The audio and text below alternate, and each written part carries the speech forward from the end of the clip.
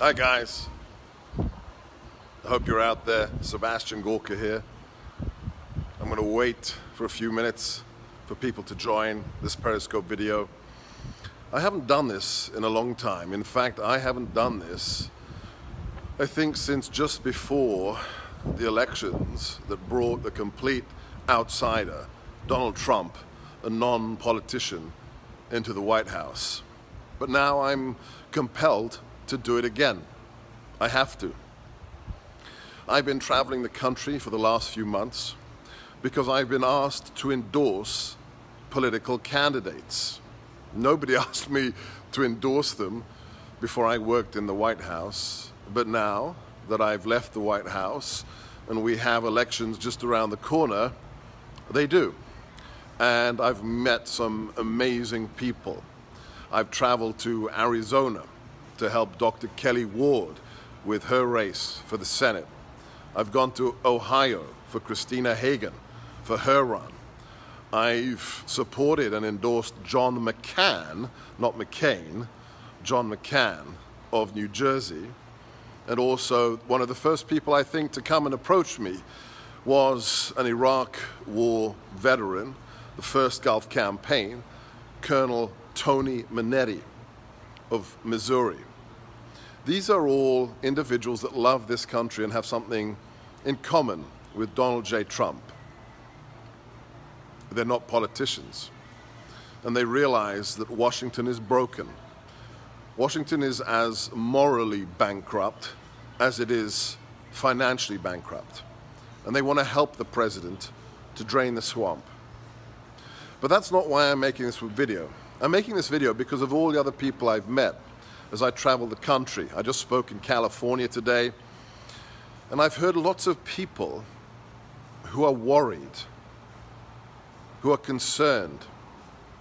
A lot of them are also angry, especially after the president signed the omnibus spending bill, a 2,200-page monstrosity of drunken sailor, pork barrel, budget-busting decisions that are the typical swamp. And the president didn't veto it, he signed it. And so you're angry. But I worked for the president. I was his strategist. I was deputy assistant to President Trump in the White House. And let me assure you of something. You should be angry at Congress, but not at the president. You should be angry at the GOP leadership, Mitch McConnell, Paul Ryan, for putting this abortion of a budget in front of the president. He didn't want to sign it. And you know, because you watched, how angry he was after he signed it. And he said that he will never, ever again sign such a monstrosity. So why did he sign it? I'll tell you why. Because key members of his cabinet, individuals who are responsible for the defense of our nation, the borders of our nation, told the president, we can't go on. We can't go on without secure funding for the military and for Homeland Security.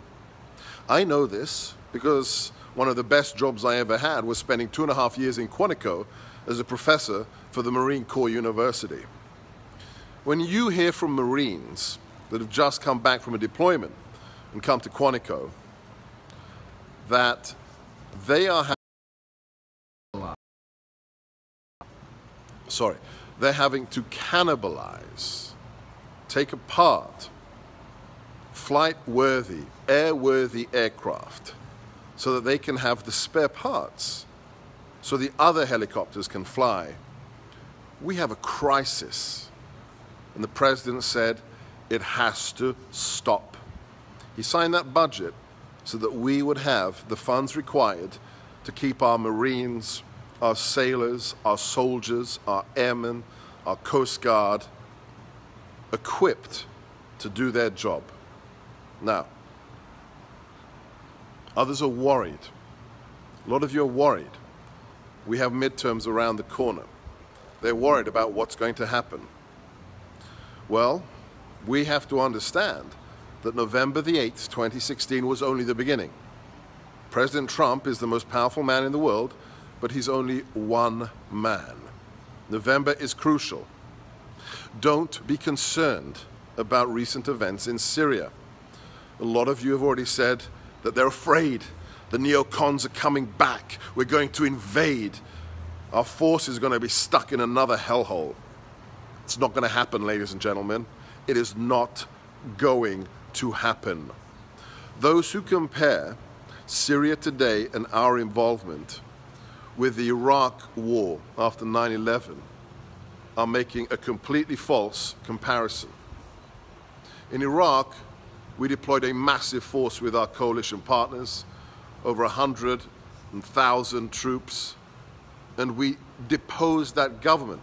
We got rid of that government and put our own proconsul in place before they chose their own government. We're never going to invade and occupy Iraq for two very simple reasons. Number one, because the president thinks that it's wrong.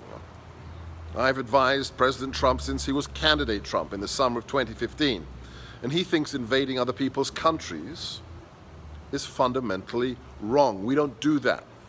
If 1776 means something, it's about resisting colonialism, resisting imperialism. But Assad is evil, so something needs to be done. But it's not going to be invasion, it's not going to be occupation, for a very good reason. Assad may be evil, but he still enjoys the support of countries like Russia, Iran, and even China. And we don't want to go to war with a regime with those supporters. We can defeat anybody, but it doesn't make sense. We deployed a small footprint of forces to Syria for one special objective: to stop the bloodshed. 500,000 people killed in a civil war. And that remains our goal. But we don't need to invade, and we don't need to put massive amounts of forces on the ground to achieve that goal. We are the most powerful nation the world has ever seen. Ever seen. We have a whole range of tools. We have a dozen nuclear aircraft carriers. Okay, but we have cyber capabilities, covert capabilities, unconventional capabilities that other nations just dream about. The way you hurt a dictatorship like Assad's is not full frontal force. You hurt the dictator and his friends, the elite, not the people of Syria. So gentlemen, ladies, we will respond with our partners, with our allies, but it won't be a redo of 2001 or 2003. Trust me. I know Donald Trump. He will stop evil in the most effective way possible without giving into crazy neoconservative ideas that shaped the Bush administration. Understand who Donald Trump is. I'd like to share a metaphor with you about who he is. He is like an ice-breaking ship. For 30 years at least, we had a massive permafrost layer of political correctness covering our nation that blanketed education, the media, movies, politics, insane things that got to such a level that the federal government was telling us that men could use the women's restroom. That's how insane it was. Things that we never would have believed 30 or 20 years ago. And like an ice-breaking ship, Donald Trump crashed through that barrier and freed the sea lane for other ships. Isn't it a relief? He's the kryptonite to political correctness. Trust me, I've seen it in action. But like an ice-breaking ship, he's just one ship. Do you know the physics of ice breaking when a sea lane has to be cleared? They send in that massive ship with its tungsten hull and it cuts through the ice. Actually, it rides up on it and cuts down. And it frees the seaways. But what happens if there isn't a flotilla? There isn't a fleet of ships that comes up behind it? I'll tell you what happens. Almost instantly, that ice comes around the back of the ship and reknits itself almost instantly. And ice is over that seaway again and makes it impassable. You, my fellow Americans, you are the flotilla. You are the support to President Trump. We stand in front of a midterm that I think is perhaps more important than the election that brought this Manhattan real estate mogul into office. Why? The stakes are huge. I'm in California and I just met a woman whose beautiful young son was murdered by an illegal alien, not an immigrant, because they're not immigrants, they're illegal aliens. And that murderer had already been deported from America and let back in. That's insanity. We have the CEO of Twitter posting online an article which he agrees with that calls for a new civil war in America to stop the conservatives, because there can only be the left. There can be no dissension. George Orwell would have been proud or afraid that his book, 1984, was coming to reality. In the nation founded on liberty, the only country in human history to be founded on the principle of individual liberty as derived from our Creator, not from government, but from the fact that we are created in the image of God. No other nation, even the UK where I was born, the mother of democracies, may have had the Magna Carta, but it's still a monarchy. It's still based upon a dynasty, not the freedom of the individual. So as you think about the future, you think about November, as you go around and you hear people who, don't want to go and vote, can't be bothered. They've got their guy in the White House, so it's okay. Ask them one simple question. What do they think about the last 14 months? Are they satisfied? What do they think about the crushing of ISIS? The 75% drop in illegal migration across the southern border? The 500 companies that have given bonuses to their employees because of tax reform? The 40% increase in the stock market? The fact that we have jobs flooding back into the country, lowest unemployment in 18 years, lowest unemployment for women in 17 years, the lowest Hispanic and African American unemployment since record keeping began. Ask them, do you like that? Do you like the last 14 months? How about 7 more years of just that and even more?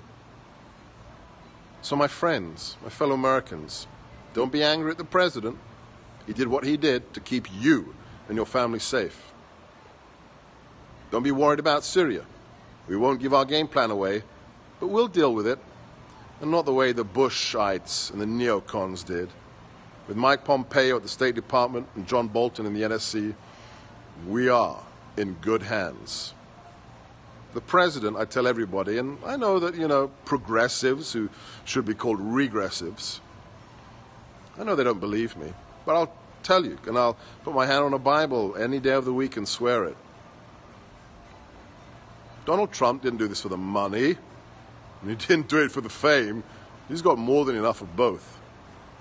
He ran for president because he loves this country. He's a patriot. And he only wants 2 things for you, whoever you are. He doesn't care about your skin color, your sexual preference, your social class. That's un-American. That's what the left does, dividing us or trying to. The president wants only 2 things for you. He wants you and your family to be safe, wherever you live. And he wants you and your family to prosper, because we are the greatest nation on God's earth. And the remarkable thing is, this man, who doesn't have a racist bone in his body, not a racist molecule, he wants that for you and your family, whether you voted for him or not. He doesn't care whether you voted for Hillary. He doesn't care whether you wanted Bernie to win, or he doesn't care if you stayed at home eating Doritos. If you're an American living in America, he wants you to be safe and to prosper. So God bless you all. Don't give up. Have faith. Thank you especially to my what is it, almost 500,000 followers on Twitter. Be strong. Hold the line. Get out and vote, and get others out to vote. Because we will bring our nation back to being the shining light on the hill. We will bring it back to its founding principles. God bless and Godspeed. This is SebGorka, wishing you the very, very best for the next 7 years and beyond.